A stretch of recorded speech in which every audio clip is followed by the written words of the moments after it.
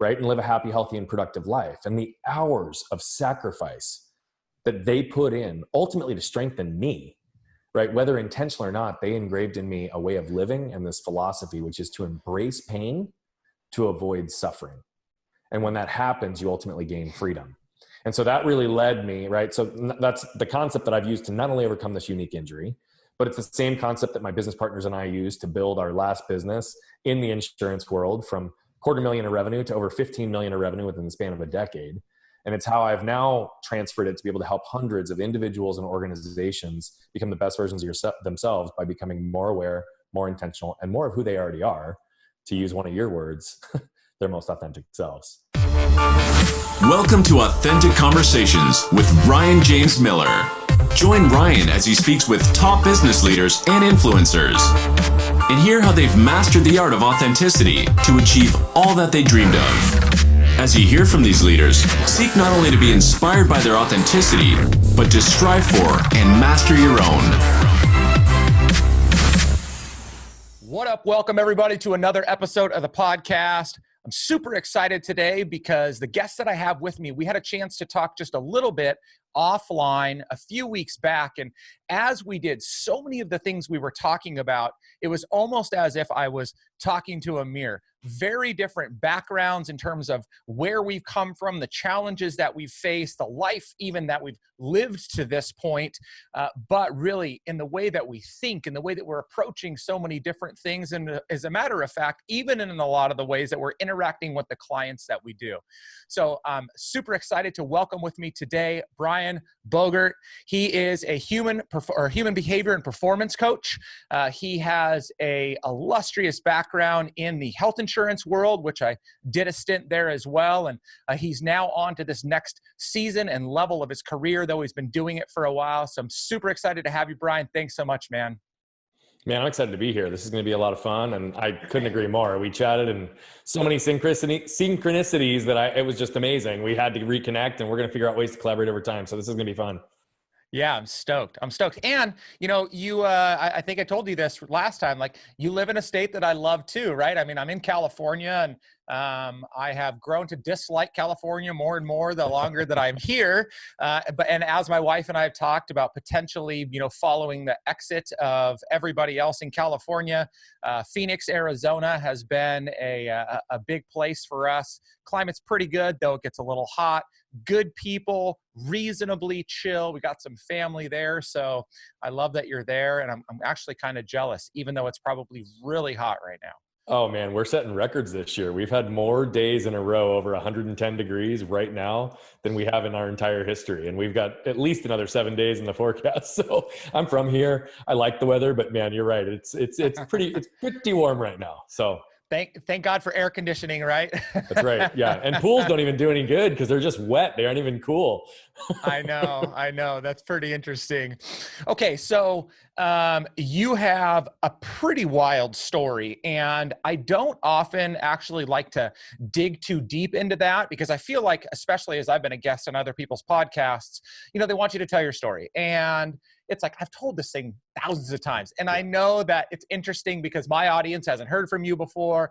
But sometimes I'm like, maybe they just don't want to talk about that anymore. Or that's not necessarily who they are. That's just kind of what's helped shape them. But you've got a pretty great one. And it really has informed the way that you work in the capacity that you do literally today. So why don't you just start off by sharing a little bit about, or a lot about if you want to, and maybe I'll interject a few times, of what's got you to this point and why you decided to take really this huge leap that you have. And you can share that once you get to that part of the story. Yeah, absolutely. So I'm going to keep it relatively high level. I'll give some of the big details for a second, because I think I'm going to give the details that matter most, and we can dive deep wherever we need to. But just for your listeners, for just a moment, I want everybody to just pause and close your eyes for a second. I want you to imagine walking out of a store after a successful shopping trip and turning your head to see a truck barreling 40 miles an hour right at you. That's where my story begins, or at least this portion of my story. My mom and my brother and I went to the local Walmart to get a 1-inch paintbrush. And as we're leaving the store, I've always had an excitement and a vigor for life. And so I get to the car first, not surprising to my mom and brother. I'm waiting for them to catch up to unlock the doors. I just want to get home and use that 1-inch paintbrush. And as I'm standing at the car, holding onto the handle, waiting for my mom to unlock the doors, the truck pulls up in front of the store, and the driver and the middle passenger get out. Passenger all the way to the right feels the truck moving backwards and did what any one of us would do. Moved over to put his foot on the brake, but he instead hit the gas. Combination of shock and force threw him up onto the steering wheel and up onto the dashboard, and before you know it, he's catapulting 40 miles an hour across the parking lot right at us. Now, we were in an end spot, right? So he had enough momentum and enough speed. He went up and over the median, went up and over the tree in the median, hit our car, knocked me down, ran over me diagonally, tore my spleen, left a tire track scar on my stomach, and continued on to sever my left arm completely from my body. So it's 10 feet away, and we just talked about the heat in Arizona. This was August 10th, 1992, 115-degree day, and we're laying on the asphalt, which adds another 10 to 15 degrees with my arm detached 10 feet away.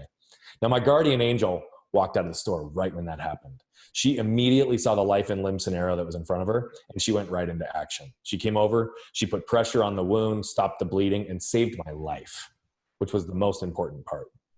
And she also did not neglect to recognize that unless she acted quickly, that arm was going to be just dead, cooked meat on the asphalt. So she instructed some innocent bystanders to run inside, grab a cooler, fill it with ice from the convenience center, and my arm was on ice within minutes. So not only did she save my life, but she gave me the chance to have my arm reattached. So I'm going to expedite the rest of the details of this part of the story.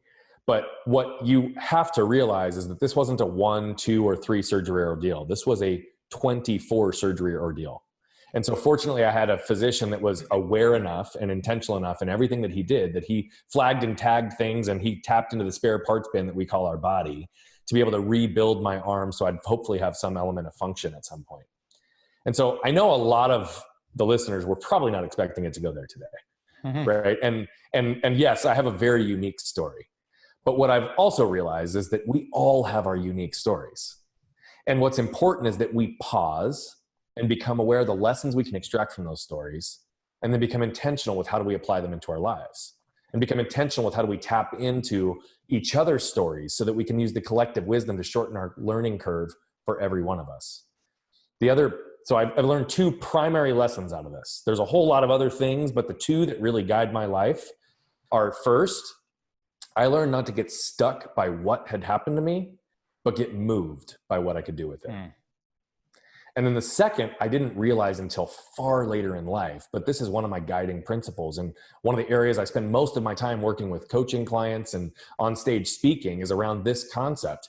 And it was ingrained in me from the time that my parents were putting me in therapy 3 days a week to be able to occupational therapy and physical therapy, be able to move my arm, regain function, regain feeling, so that I could have full practical use that I have today, right? And live a happy, healthy, and productive life. And the hours of sacrifice that they put in ultimately to strengthen me, right? Whether intentional or not, they engraved in me a way of living and this philosophy, which is to embrace pain to avoid suffering.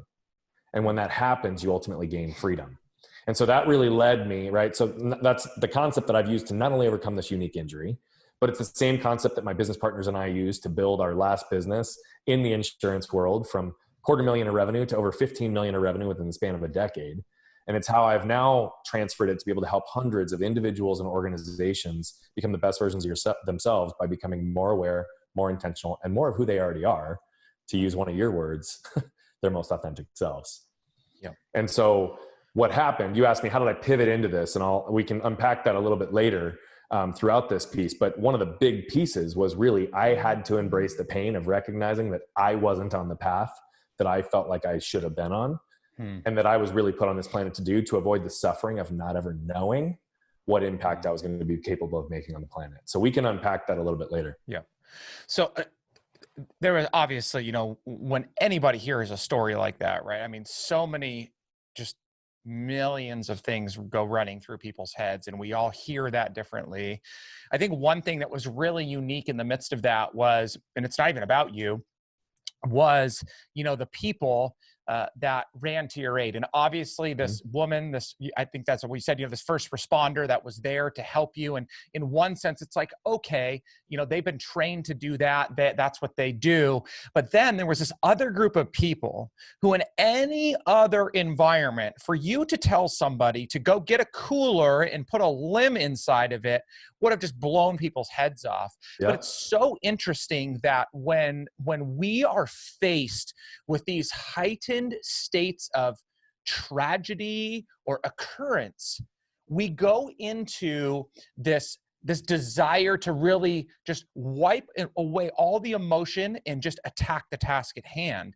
And I love that, because you typically hear the other side of that, right? Where people run from it. And I talk about it a lot too, right? We see a challenge, we turn and run in the other direction.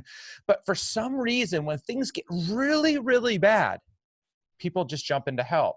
And so I loved hearing that. And then the other thing, and this is more, common along of what you said, but, you can't get away from your story for a lot of reasons. But one of the biggest ones is because you continue to wear that limb, and it shows the scar. Like, it's there and you can never completely put that away. But even in that, there's a lot of people that would try to do everything they could to erase the event from memory, right? It's like, I see it now, but I don't ever want to talk about it again. And I feel like there's such a big mistake, because as you said, that is what has helped fuel you. That's what's helped make you. And that is ultimately what is going to help you to invest into other people to do the same thing for themselves. So it's just such a shame to hear that people don't do that, right? Yeah. I feel like often when people are faced with tragedy, they do one of two things, right? And I told you, I learned not to get stuck, right? A lot of people get stuck. They hide it, they bury it, they try to avoid it. Or they find a way to use it productively in their life, right? Which obviously goes right to my whole philosophy, which is embrace the pain to avoid the suffering. And, again, I'll give examples of what that actually means in ultimately all areas of our life. But you're exactly right. And by the way, you gave me chills when you acknowledged the people who came to my rescue. You would not believe, and I've told this story probably thousands of times at this point in my life, and you might be the only person, probably the only person, who paused and realized that those people are the reason I'm here today. And I don't take that lightly. And that is not lost on me, which is also why I integrate them into my story, because if they had not done that, I wouldn't be here. And have the ability to be with you and be with your guests and help people and have impact on the world, right? If it wasn't for them, I wouldn't be here. Yeah, no, that's that. And, I guess part of the reason that is so, I don't want to say interesting to me, but stands out so much to me is because, like my own, I remember in the midst of the mass shooting that we were involved in, and I'll never forget, all the lights were out. They had killed all the lights, and it was nothing but the Vegas Strip lighting. And so it was just casting this very eerie shadow as shots continued to rain out. And my wife and I were stuck up against this barrier that was a temporary seating that that had been sitting in. And as we turned and panned back out into the crowd, in the midst of all this going off, I mean, our friend was out there. She had already died. My best friend was standing over the top of her, so I saw that shadow. But then I also watched. It wasn't even just the after effect of watching it happen, but in the moment, I was watching people that were willing to risk their life, ignorantly or otherwise, or intentionally, and they just jumped back in to help. Bullets were still flying, like people were still being hit and would die. And it was like, I'm just going to do whatever I can to help. And I feel like that, though this is not really what we're talking about today, but like in a season of life that we are in societally, and this consistent narrative in which we are at war with each other over whether it's the biggest and most important of things or the smallest and stupidest of things, we have made enemies with everybody else. We're seeing nothing but evil portrayed on TV and in the media. And yet, when the worst things happen, good people show up and are willing to do whatever it takes to help somebody out. And I feel like that story needs to be told more regularly, because that is what will help fuel us to desire to do the same.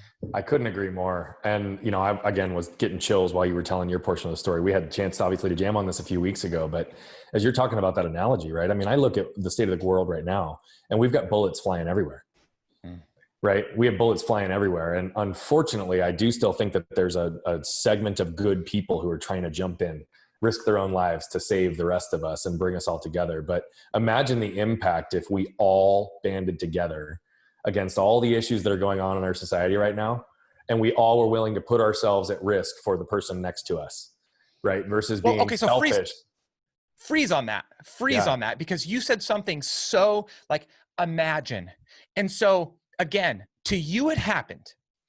And when that woman came over the top of you and was like, oh my gosh, she stops the bleeding. She turns to those people. She wasn't like, hey, Brian is a conservative white male and he is a registered whatever. And he really prefers that we don't talk about certain things in public, but at the same time, he advocates for these type. Nothing. It was life. Literally human life was dangling right then. And when human lives are in jeopardy, which, oh, by the way, much of what we're going through right now, human lives are being impacted. Right? Human lives. I don't care whether it's the actual virus, the financial impact of the virus, if it's all the racial and segregation issues that we have going on and the diversity issues and the lack of like love and connectedness. Like, I don't care what it is. Right now, we're being polarized and politicized to separate us. When in reality, what we all seek most is connection. We all seek human connection. We all seek commonality. We all seek togetherness. And so we've got to break the noise and really be able to forge through that, like my Savior did, right? Like some of the people who came to rescue, to probably save lives in the incident you were in, and so many other tragedies that we've witnessed in our lifetimes. It's those people with selfless acts who just act with conviction for the betterment of human lives. Okay, so I have a question for you that I tenderly dance around typically, but I want to put this out there because, I just do. So you clearly wear this very public scar. How do you separate yourself from just being the guy that has a deformity in his arm because at one point in his life it was cut off? Yeah, so it's interesting you say that, because I very much actively tried to separate myself from it from different periods of my life, with the exception of certain environments I would be in. Right. So I'll unpack that for you a little bit, because I think this is an important part. I mean, I will tell you that as a kid, the one thing that I hated most was being the victim. The one thing I hated most was people assuming that because my arm looks like this, I'm not capable of something, that I can't hang on the playground, that I can't play at a high level in sports, that I can't blah, blah, blah, blah, blah, blah, blah, whatever, right? I can't anything. And the amount of times that I got that narrative is shocking. And so I had to shut that off. And what I did to shut that off, frankly, was I shut off physical pain and I shut off emotional pain. And I built this crusty exterior that basically created this narrative to the world that it's like, I've got everything handled. I'm good. I don't need help from anybody. Right. And to some degree, I never really tried to hide it, but I also didn't draw attention to it. Right. It's a part of who I am. I'm not ashamed of it. I never have been. Do I look different? Do I stand out when I'm in a pool with my shirt off? Of course I do. But when I'm in my normal everyday life, 95% of people don't even notice, because although it's smaller, although I have scars, I've never coddled it. I've never babied it. It's a part of who I am. So I'll have friends for years and I'll say something about my accident. And they're like, what are you talking about? And then I'll tell them, and it blows their mind. And I tried so hard for so long to not have that be my only narrative, meaning my arm, right? And look at me and look at the deformity and look what can happen. And so the 15 years that I spent in the professional world, in the health insurance space, in the risk management space, in establishing a business, and in the philanthropic work that I did, I don't really talk about my arm. I haven't talked about my arm in 15 years, with the exception of when I'm on stage, when I'm coaching, and where it's relevant. As I've made this transition and really started to move into a different place in my life where I can have greater amounts of impact through my speaking and coaching work, I had this aha moment where the light bulb went off, where it's like, look, here's the thing. I actually should lead with my story in a lot of cases because it draws attention. And where it draws attention, we then can focus on impact. Right. And so as much as I it's been a part of me, the reality of it is there was a huge part of my life that it was secondary, it was third, it was fourth, it was fifth. Often I would have friends for years that I never even talked about with it because I wanted to establish myself, not based on this. I wanted to establish myself and prove to the world that I could be successful, that I could build a business, that I could have impact in the community despite my arm. And so I never even talked about it. Now, what's interesting is when I lead with that, and I have the ability then to also pivot and talk about philanthropic work and building businesses and leading people and all these different things. It's more just like, oh, wow, okay, cool. Your arm happened, but you've done all this other stuff, right? And so I'm at a point in my life where I am leading with it in a lot of cases. I'm telling my story more now than I probably ever have. But part of that too, I think, was also the shame that I had to unpack in my own life, right? Which was probably connected to this, even though this wasn't what I was hiding. It was, right, me showing up and trying to do big things, but being afraid to talk to the world about it because, you know what? I was afraid to talk about this for a long time because I didn't want the attention only because of it. So the same thing has been true when I've accomplished big things in my life. I don't talk about it because I don't want the attention just because of that, because that's not who I am. It's something I've done. This isn't who I am. It's something that happened to me and has shaped me and given me perspective. So I hope that answered your question. Yeah. But it's just a part of who I am at this point in my life, and I lead with it where it can have impact.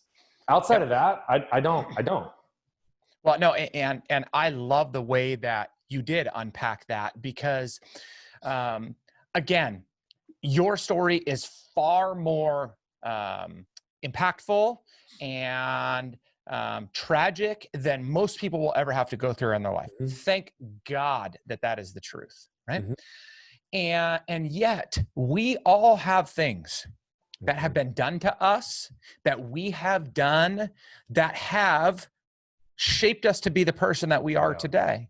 And I think too often we only look to the positives. We only look to the victories to believe that is what shaped us to be the person that we are today.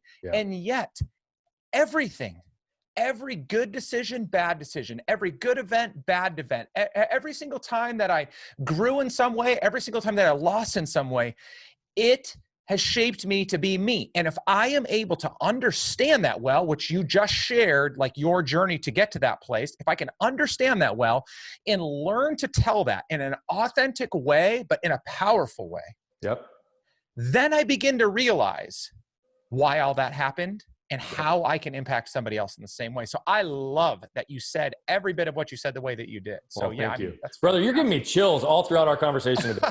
I mean, you're just I love the words you're dropping and how you're repackaging some of this stuff. It's incredible. I mean, honestly, air conditioning. I am getting a little breeze. No, but I mean, honestly, brother, what you just said is so powerful because I believe that to my core. I believe that I endured all the pain I have. I believe that I've had to overcome all that I have. And again, we've only unpacked little pieces of my story. I told you more about it when we talked the other day. But I truly believe that I did that so that I can spare others suffering, so that others can learn from the trajectory of life that I have been on. And to be able to package that in a way to be able to help shorten their learning curve, give them tools, techniques, application, right? They don't need to have their arm ripped off to understand and connect and resonate with other lessons I've learned. And so, but does it get their attention? Yes. And does attention lead to potential impact? Yes. And so I carry that with great responsibility, but I feel that. I feel like I've been through everything I have been so that I can help other people. Dude, okay. So you said something else. I had another track that I was getting ready to go, and we're going to go there at some point. All right. But you said that you treat that with great responsibility. That was another just magical word that you so nonchalantly, and I know you meant it, but just so nonchalantly rattled off. And yet again, I would hope that everybody, like I have a deep faith in God, like that is where I believe I was created from. My purpose is. Not everybody has to be there, but I do believe that everybody should believe they have purpose. And Yep. so if you have been put on this earth with purpose, wherever you believe that came from, I am 100% convinced that you must take responsibility. Yes. And dude, so when you said that, that is like, again, just so magic. Like, take responsibility for your words, for your actions, for the things that are happening to you, not in the sense that you can control them, but what you are going to do with them as the result. Like, if you want to be the best version of yourself, or however you define that, like, that's one of the key things that starts with. So dude, that was like sick. And you didn't even really mean to say it like I just said it, but that is awesome. But again, you're repackaging everything to make me sound that brilliant. So thank you. No, but I do believe that. And you know, that was a big reason for my transition. You know, when my wife and I were talking, this was about a year ago, she looked at me. I had some other health stuff that was going on. I won't unpack it right here, but ultimately she looked at me as we were going to pick up our kids after a great weekend. And she's like, how would you feel if you didn't have to go to the office on Monday morning? I was like, what are you talking about? She's like, your insurance, right? Like, if you didn't have to go do that, how would you feel? And, you know, I was overwhelmed with fear and shame and like all these things that I had to unpack. And I said, that's a lot. Why don't you tell me where you're going? And she said, well, I feel like you let some of this other health stuff allow fear to enter into your world in a way that you never have. And she said, and you've convinced yourself that we need the money, we need the success, we need what we've built in this $15 million business with your partners, right? That we need the prestige and she's like, I'm here to tell you we don't. And she said, I feel like you're not having the impact on the world that you want. I feel like every day you spend on insurance, you're dying a little bit inside. And she said, the reality of it is I also feel like you're just barely scratching the surface of your potential. So if you want to take another chance, if you want to take a leap, I'm behind you 110%. We took a bet on you once. We'll double down on that bet and go after this. And as I was unpacking all these things, you know, what's interesting is a lot of people ask, like, why'd you do this, right? Why'd you make this big leap? Why'd you walk away from good income, good security, all these things to go build the world? And one of the biggest motivators, and this is going to sound a little crazy, and I haven't talked about this on a podcast before, but that prior year before that, I knew 6 men, 4 of them under the age of 40, who had committed suicide, who were all like life of the party, happy people, but like we just didn't, right? Somebody missed something, or there was just so much pain that was so deep, suffering, frankly, that was so deep. And some of them were embracing the pain and going and getting therapy and were inpatient, and the suffering was so bad, they didn't view it as any other alternative. And I looked at this and I said, simplistically, if I could save just one person's life in the work that I do, and that doesn't necessarily mean that they're on the brink of committing suicide, but somebody who's living a miserable life, who can find joy, freedom, and fulfillment through it, that's also saving their life. Because they get meaning back into it. They get all that joy. And so I literally was like, I have a responsibility because I've been given a certain set of gifts. I've been given a certain set of stories and lessons and ways that I can package it and help other people. It would be a shame if I didn't follow through on that.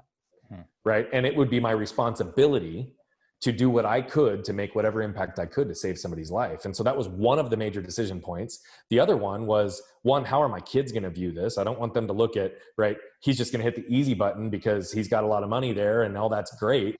He's going to turn into the challenging route, right, and embrace the pain of chasing my dream to have the impact on the world, to avoid the suffering of not ever knowing what I could be.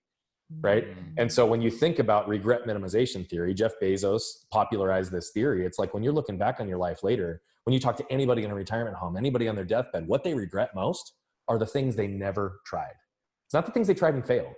So what you said earlier in our conversation is so critical, right? Because those failures, those road bumps, those overcoming of adversity, often I learn greater, more powerful lessons from those than anything else. And so I just had to ask myself, like, do I have the courage to fulfill my responsibility and what I believe to be my purpose on this planet? And it took me a minute to get there, but I ultimately found it, and that's what I decided to do. So I executed my buy sell, and now I'm doing my human behavior, performance coaching, and speaking full time because I want to impact 1 billion people in my life. And again, if I can just save the life of one person, it'll all be worth it. Okay. So again, just going back and reframing some of the things that you just said, because people, I know this, we all do this. When we listen to people on podcasts or on video or tell a story, whatever, it's like we're very enamored by their story, and we're like, oh yeah, that's really cool. But when you started at the very beginning of this episode and you said, pause for a minute and imagine, right? So it's like, we need to take these moments to reset. So a couple of things, if you're listening to this right now and in the midst of Brian and I's conversation, and you're like, well, how do I do? Like, what is this for me? So number one thing that he said just in the last couple of minutes is, whether it's your spouse or it's a business partner or a friend, I think that what Brian's wife told him to do, that's the type of person that we need surrounding us and in our closest of circles. It's, I don't care what you accomplish, so long as you fulfill the life that you have been created to live, right? Like my words, stated there, but it's like she could have said, babe, you're 15 years into this industry, 10 more, and our lives are set forever. I mean, they're you had a good exit anyway, but like, this is really like just 10 more years, right? I mean, and it would have been astronomical. Yep. He didn't want you to live that life. No. And she believed enough, yes, in you, but ultimately in the fact that you had a purpose. And I loved hearing that, which then you pass down to your kids. So you told me you're 6 and 5. One of the things that we want to teach our kids is you be you. You understand you live to be you. I don't care what you accomplish. So and do what makes you happy. Yes. Not what others absolutely. tell you should be doing. Yeah. 100% agree. Yeah. Yeah. And then the second part to that, again, is then you. And this is the dynamic that my wife and I have had too. And it's great responsibility for her to trust me. But once you were like, okay, like, I trust that you're telling me the right things. I know that you trust me to make the right decision. So now I got to figure out what specifically that means. And the fact that you said, I'm willing to do nothing else but just make sure that I impact the life of one or whomever gets put into my path. Again, ultimately, that's what we're after. That goes all the way back to our human-to-human connection conversation to start. And so that's what we need to be looking at. It's not that you can't make millions of dollars. Go do that. It's not that you can't be a #1 bestseller. Go do that. I don't care what you want to do, but if you don't have purpose and intention that truly fulfills your life, what the hell are you doing with it? Yeah. Couldn't agree more. Couldn't agree more with everything you just said. Yeah. And that's, again, I mean, it's not lost on me. I feel very blessed to have a wife that had the courage herself to challenge me. She threw a dart and hit the bullseye. And you and I both know, right? I think there's a large majority of spouses that would have had the narrative that you brought up, which is just 10 more years, or just 5 more years, or just 2 more years. And my wife was like, can you leave tomorrow? I was like, well, and I should say, right, like that's I don't want to demonize that perspective. No, I don't. Yeah. Because, and I know you're not either. I want to make sure people hear that it's like, that's not bad. There's wisdom in continuing in your career and building a good, solid retirement. But I think the key thing that people miss out on, particularly those that perform at a high level, and we're talking the top couple percent in whatever industry they're serving in, not by income, but by performance. But I think that the one thing that those people miss out on most is things are so good all the way around that they miss out on that key 1 to 2% of themselves that will truly send them into a stratospheric category that they have no idea even existed. 100% agree. And the thing is like, we get into these patterns in our life because our parents or the world or culture or whatever says that we should be doing certain things. You know, you said something earlier, and it's probably the only thing that I would actually feel good about attaching the word should to. And you said, I feel like people should be chasing their purpose. And I repackaged that. I might not have said it exactly as you said it, but you said should, right? Should have a purpose in life and should be chasing it. And the reason I don't like the word should is because it's automatically a shame-based word. It's implying that whatever you're doing isn't good enough. But what we end up doing as a result of it, right? You think about the rawness and the authenticity of our kids and how we're just trying to harness them to be who they are and have joy and happiness.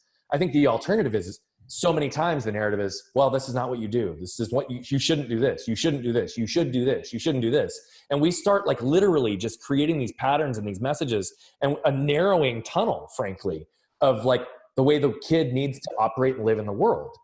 I mean, so many of us have had that influence in our lives. Yep. And when you start to break free from that, right, what I realize is that all the shoulds, all the roles, all the narratives on the roles we think we need to exist in this world, to become our most authentic selves, it's not about adding.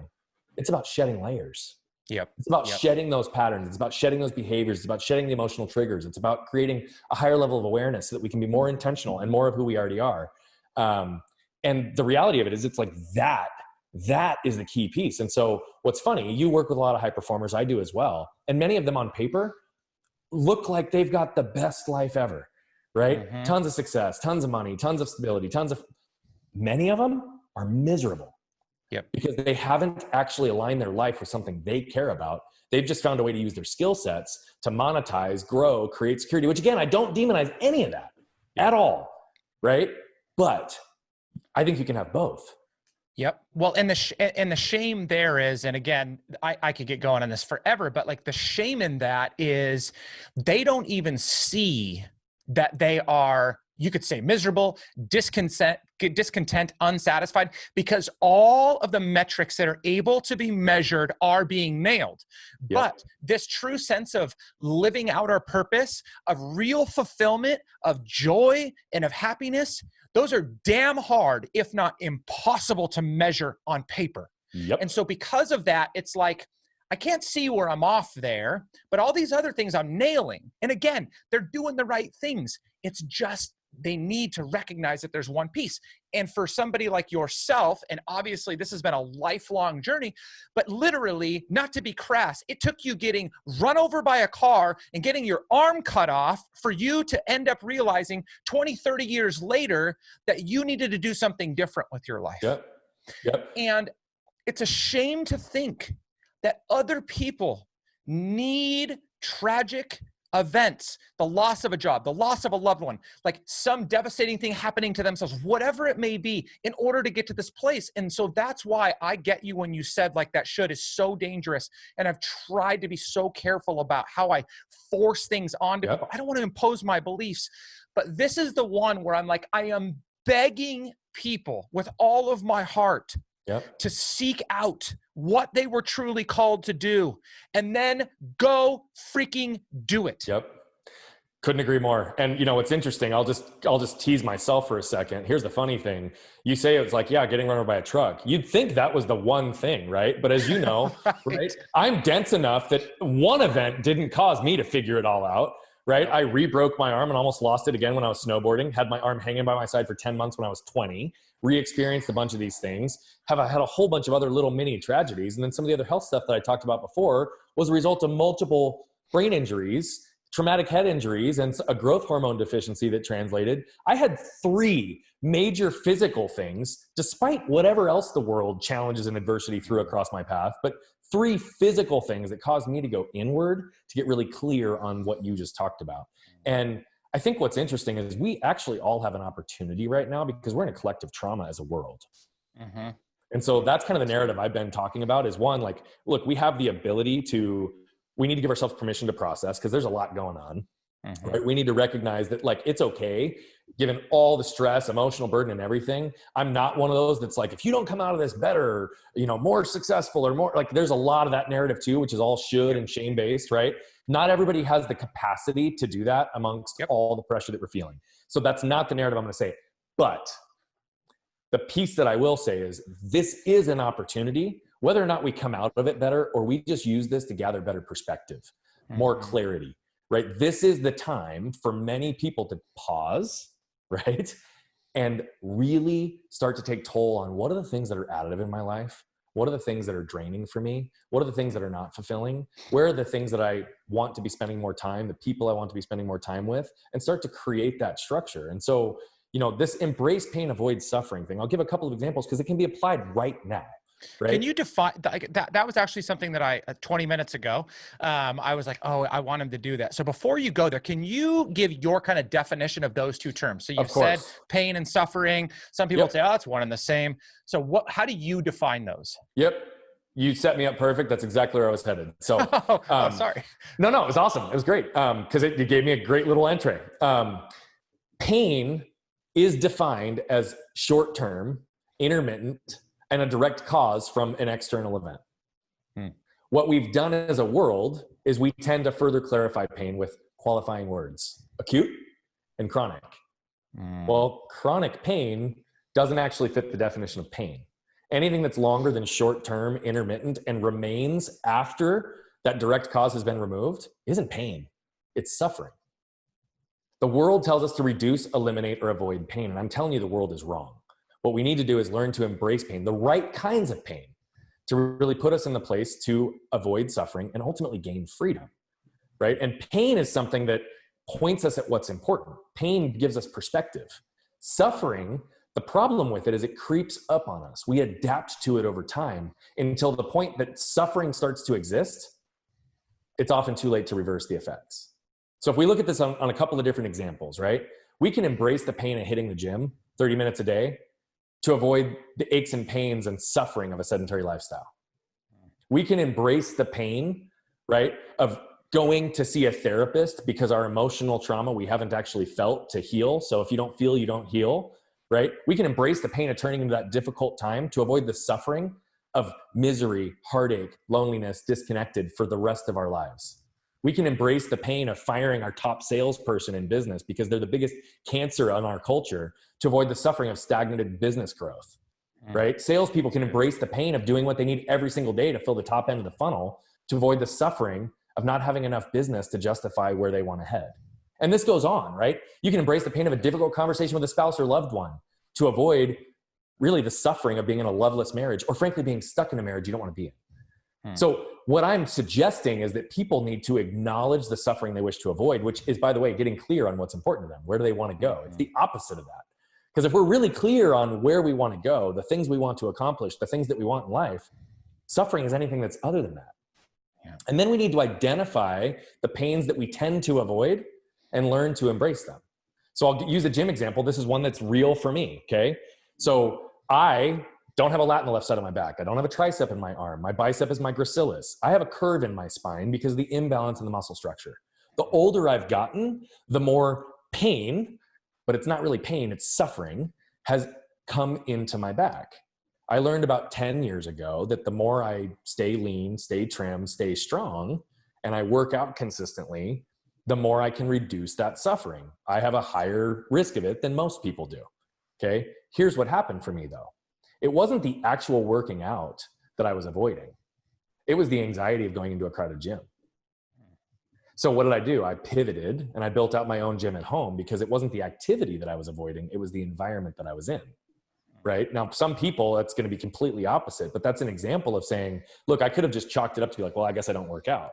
But that wasn't really the root cause. I didn't like to go work out in big box gyms, right? And so I had to really get aware and intentional to understand what that was so I could pivot and do that. And then lastly, we've got to establish embracing pain as a habit in everything we do. Because if we get clear on it, we understand where we're headed, we understand what our purpose is, we understand how we're going to look and who we need to be over the next period of time in our lives to do it, then we start to be able to get really clear on what are the daily actions we can take to become who we already are and to drive towards what we want, because our actions demonstrate who we are to the world. Often those daily actions are painful, but I would choose pain short term, right? I was just talking to somebody the other day. It's like, yo, stretching and yoga is super painful. Yeah, it is. But you avoid the suffering of having a super tight body that actually has a whole bunch of other ancillary effects. Yeah. Right? And so I look at that and I'm like, yeah, I will choose the pain of stretching any day over what it looks like to be just a rigid board because my muscles are so tight. And again, think about that in everything we do, in our business, in our life, in our relationships. How do we turn into those moments? Okay, so one thing I talk a lot about is self-awareness. It's coupled into emotional intelligence. Everybody thinks they have it. Few people really do. Yeah. So maybe either by sharing a little bit of your own practice there, or even kind of how you help people. So it takes a significant amount of self-awareness and self-management, right, emotional intelligence, to get to a place where you can make decisions like that, where you can diagnose the root cause of the issue, which is like 17 tiers down the why question, right? It's never like the first 5 answers. So it's like, I always say it's the analogy of the little kid, right? Why, do this. Why? Because I said so. Why? Well, because you're going to burn yourself. Why? Right. And so what does that practice look like for you, or how do you help other people in that same manner? Because if we can't get there, everybody wants to like build the life, create the habits, set the goals.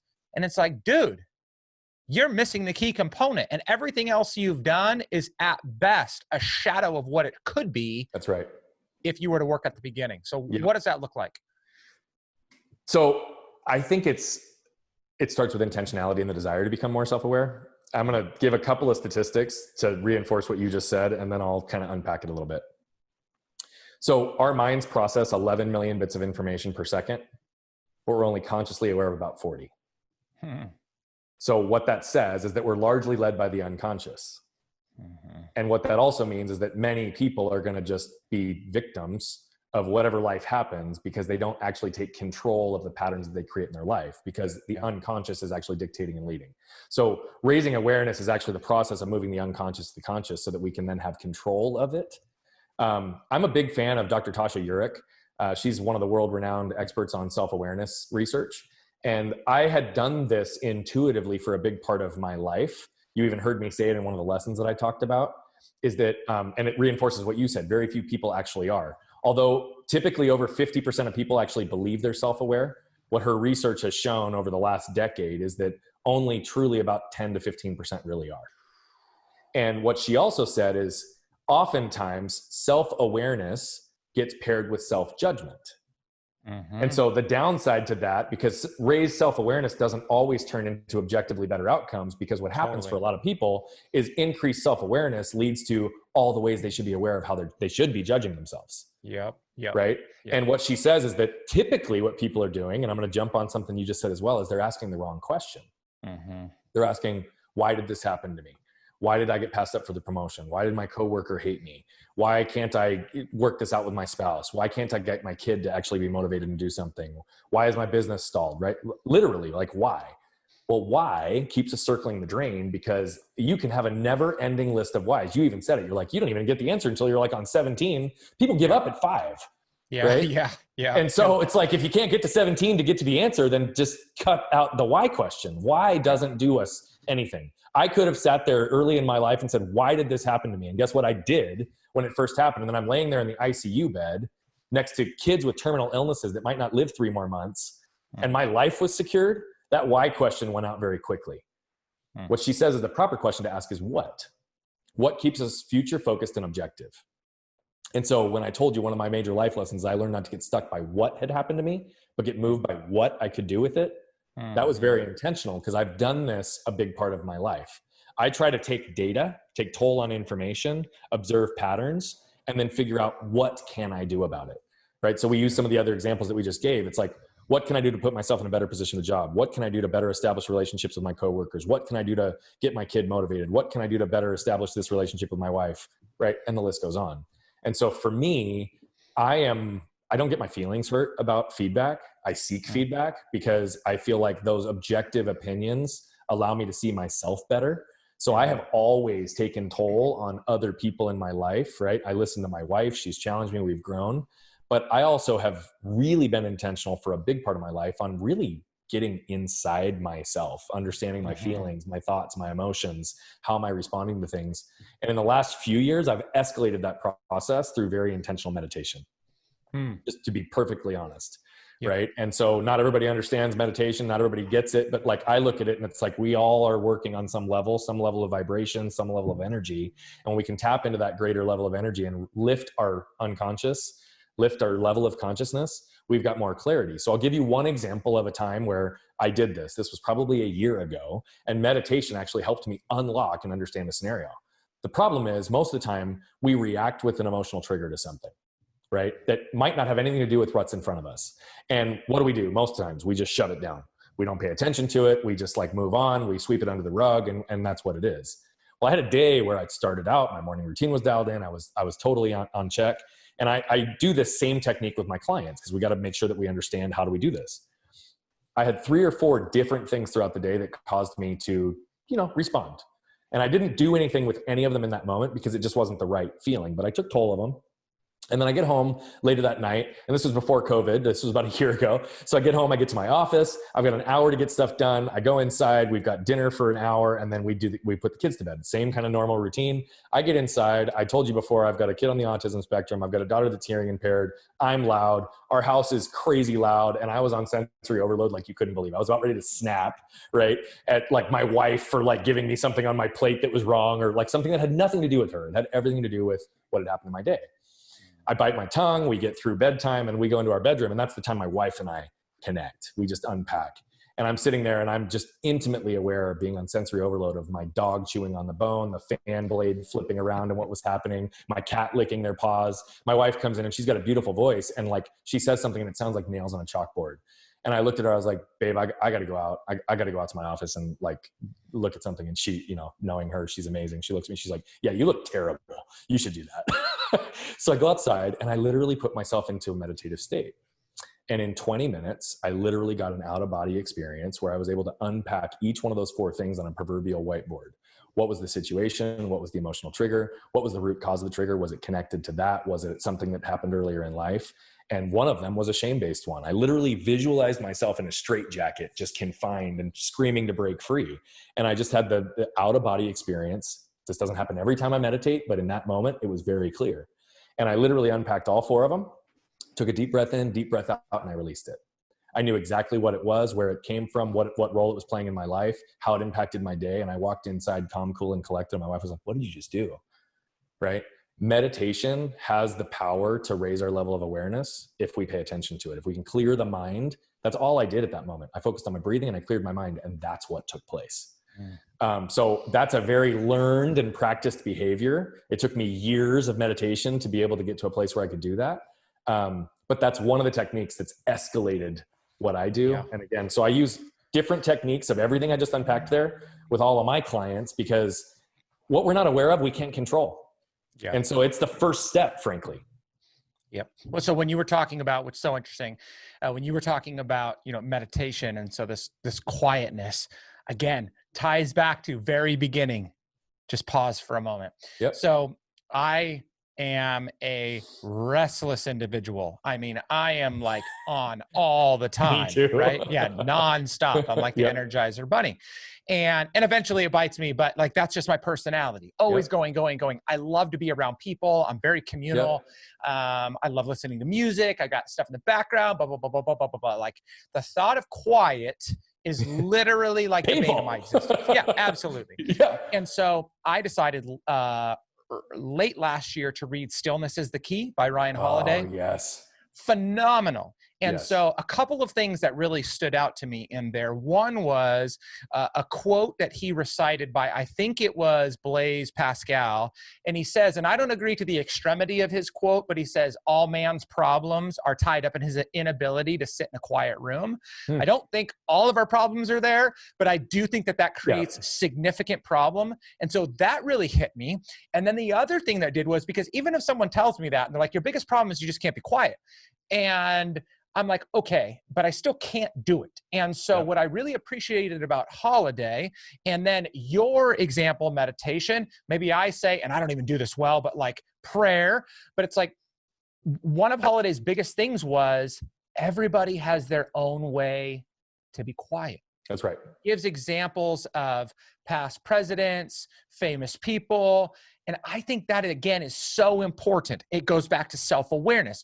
What can I do to slow down my mind, to be quiet in some sense or another, and just to focus? Yep. And so that's money, because again, like, you know, in the beginning, when I said like, we're firing on a lot of cylinders, and yet you and I have some very differing views on certain things, but we would agree that like, this is the end we need to get to. How you are going to get there, you can follow some similar paths, but how you are going to get there is going to be your own. But if you don't, you're never going to unlock these opportunities that have been put before you by being alive on this earth today. That's right. That's right. And the thing is, when you quiet the mind, you open yourself to receiving. And that's the key as well, right? I feel like when we're constantly on, we're giving, we're producing, we're doing these things. We talked about, right, becoming your most authentic self is about shedding layers. When you just sit, you actually open yourself to receive the energy, to receive the thoughts. you're not trying to drive it towards a direction. So it's actually detaching, right? Which is about getting the right outcome versus being right and trying to overly control it. So I'm a big believer. Again, I wasn't for a long time. I'm like you, man. Yeah. I can't sit still.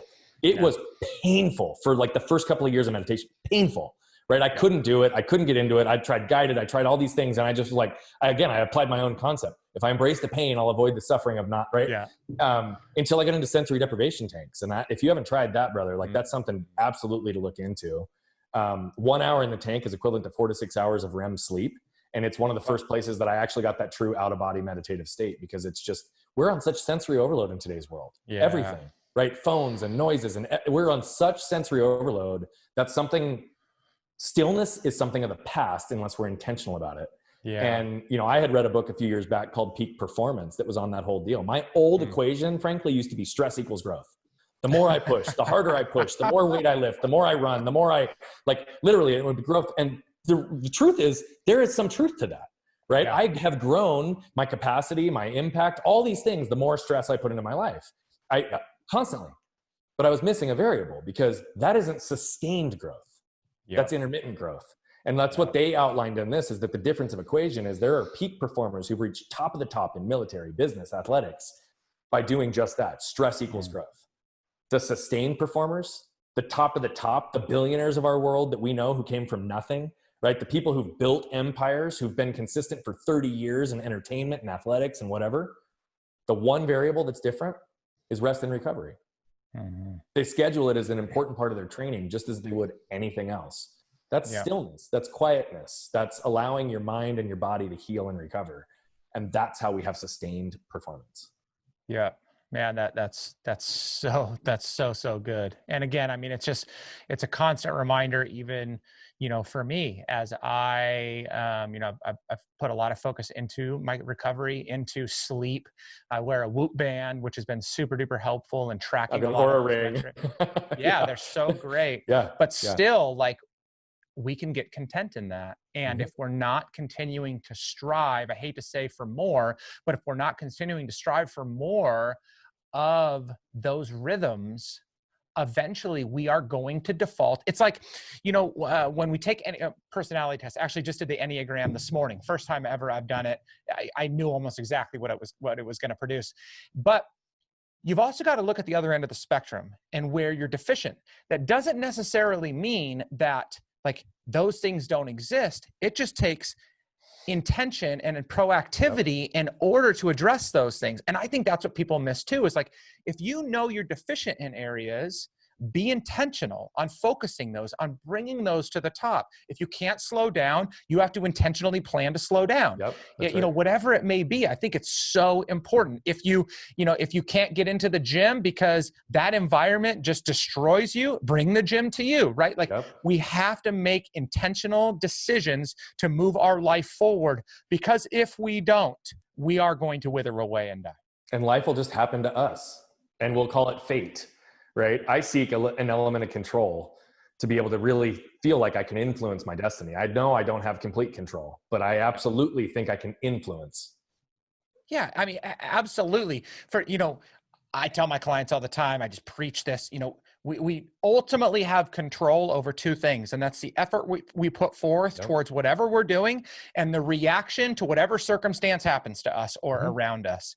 And yet, if we don't take active decision in those things, then, oh my gosh, we are literally just the victim of whatever is going on around us. That's exactly but we still chosen that path, right? Like, it's not as though we just fell into it. Like, we intentionally decided to take our hands off the things we could control. And we end up trying to control a whole bunch of other crap that doesn't work anyway. 100% right. Okay, so we have spent so much time. Like, at this point, if you're listening and you do not hear how clear Brian is and what he is doing for other people, you need to practice focus and intention, because it's all been here. I mean, we have just been nailing it. But okay, so you are today, you have exited a very successful practice. you are now focused exclusively, though you were doing this previously, you are now exclusively focused on coaching high performers, as well as doing keynote and motivational speaking, which obviously that's all virtual at the moment, or for the most part. Yep. So what does the coaching practice specifically look like if people are like, this guy sounds really interesting, I'd love to learn a little bit more? They can go to your website, but and we'll share those things in the show notes. But what does that kind of look like? Do you have a couple of different ways they engage, or how? Yeah, so I would tell you that predominantly there's one way that people engage me, at least on a one-to-one perspective. And I typically take them through a very intentional process. It's not like Brian's telling you to do this or you should do that. Again, that goes against everything I believe. But I have designed a very intentional process to be able to help raise the level of awareness and intentionality in everything they do. And it's an intrinsic tool to get clear on purpose and legacy and who they need to be and the actions they need to take. And so the one-to-one coaching is very hands-on, and we can get really deep to recognize that we can break patterns, emotional patterns, and those types of things. The truth, though, is that I have recognized that not every single person, one, has a desire to do one-to-one work, nor can they afford the one-to-one work, potentially given where they're at in their life. And so I've put those same concepts that we've been applying for 5 years to hundreds of individuals to really get them to the next level, unlock, bring joy, fulfillment, freedom back into their lives, and teaching them how to embrace that pain to avoid suffering. And we've put it into 2 different courses. There's a group-led course for people who want some guided down that path, as well as connecting them with a community, as well as a self-led course, which gives a lot of video and written content to guide them down that path. But all of that said, I do have a free offer for everybody, because if you're not ready to do any of that, and you just want to figure out, how can I get started? What are some of the things I need to think about? We've created a really simplistic tool to help people recognize some basic questions around purpose, legacy. How do we actually go down these things? And it's nolimitprelude.com. There's a free download there. It's the output of the playbook that I created for a lot of my clients. It's the last couple of pages that are the alignment pages. And whether people are well along their path to understanding who they are, they're completely stuck and have nowhere to begin, or they're somewhere in between, this tool will be of value to them. Awesome. Okay. So that link is definitely going into the show notes. I mean, if anything that Brian has said today has piqued your interest, hell, if there's anything that I said today that piqued your interest, I don't know why you would not go to that website, download that tool, and at least explore some additional area of your life. There is no way any of you has this figured out. I don't, he doesn't, we don't. The world's, like, the best way to attribute this is to the elite athletes. And we watch the elite golfer, the elite baseball player, the elite basketball player consistently trying to learn, grow, and put in more work to become better than they are today. I mean, we have Mike Trout in our backyard, who today is probably the best baseball player in the major leagues. I'm a little bit biased, but there's no way that guy's resting. Like, there's no way. He has so much more room to grow. And so if you don't think you need to grow, that you don't have an area that you can address, like, what are you doing? You are missing out on opportunities to impact the people that have been put in front of your life. So I always like to say there is no final destination. We are a constant evolution of ourselves. And the day that I wake up and I've got it all figured out, it'll probably be the last day of my life. And, I mean, honestly, like, that's just what it is. I'm learning every single day. I've got coaches. I surround myself with people to help me see blind spots, help push me to the next level. So I'm a big believer, not only because I'm literally practicing coaching myself, but I have coaches. Right. I think we all benefit from having external perspectives and additional people to bounce ideas off of and challenge us and keep us accountable. So I agree with everything you said. And whether or not they, just download that thing, or they connect with you as a coach, or any of the above, like I said, if I can just impact one life, if that tool helps one person, I'm good. So yeah, no, I mean, go to his website, download his tool. This is not about you coming to me. Like, figure this out. It's great to hear from other people. You probably listen to me a lot. And so it's good to hear a different perspective. Though we speak a lot of the same language, he's made a significant impact on many, many people's lives. Maybe yours is next. And so do not miss out on this gift that comes at the beginning of who knows what for you and him down the line. Beyond that, Brian, is there any other good ways for people to connect with you? Are you a social media lover, or? So everything social media wise, my YouTube channel, everything, they all funnel up to my website. So brianbogert.com, which I'll put in the show notes, is another place. If people want to get in touch with me, they want to follow my content, all my social handles are there. Everything comes in there. So that's probably the easiest place because it's all in one spot. Perfect. All right, man, dude, this was bomb. I mean, I feel like I was just hanging out with a buddy. The only thing that would have maybe made it one level better is if I had an old fashioned sitting in front of me. I don't know yeah, if you drink or enjoy them or what, but yeah. like that would have just been kind of like the topping on the cake there. But this was fantastic. I mean, this inspired me to continue to seek inside of myself, to drive me to want to be better. I thoroughly have enjoyed getting to know you more. And I think between, conversations we've had offline and now this one here, it just is really telling of how deeply you believe in what you have been put on this earth to do. People that will hear this won't see that, but go to YouTube, just watch him for a few minutes and you'll see it in his eyes. So man, thank you so much. I just can't tell you how much I appreciate you and this time today. I couldn't agree more. And dude, thank you for being you. Thank you for doing what you do and putting all this good out into the world and helping people become who they are. Because like I said, man, I view this very much as there's going to be people who resonate with you, people who resonate with me, people who resonate with others who do what we do. And the only way that we're going to really help move the needle is together. Right. So that goes back to another point that we had. So I'm grateful for the opportunity to be with you and your listeners, your audience. And I just want to be a service. So thank you. Thanks, man. I appreciate that. Guys, that wraps up probably, sorry for everybody that's been on here to this point, but one of my favorite conversations to date. I mean, it really charges me up. And again, it's not because we agree on everything, but because we really, I think, agree on some of the most important things. If this episode resonated with you, I would appreciate it so much for you to share it, for you to subscribe on your favorite platform, rate it if you have the opportunity to do that. You'll have Brian's contact information, mine as well. Feel free to give as much feedback as you would like. And ultimately, as I try to remind everybody as often as possible, is if you want the most out of the life you are living, be yourself. Thanks, guys. Have a good one. Talk to you soon. Thank you for listening to Authentic Conversations with Ryan James Miller. If you found value in today's episode, please subscribe on your favorite podcasting platform and share it with others. To connect with Ryan and learn more, visit ryanjamesmiller.com.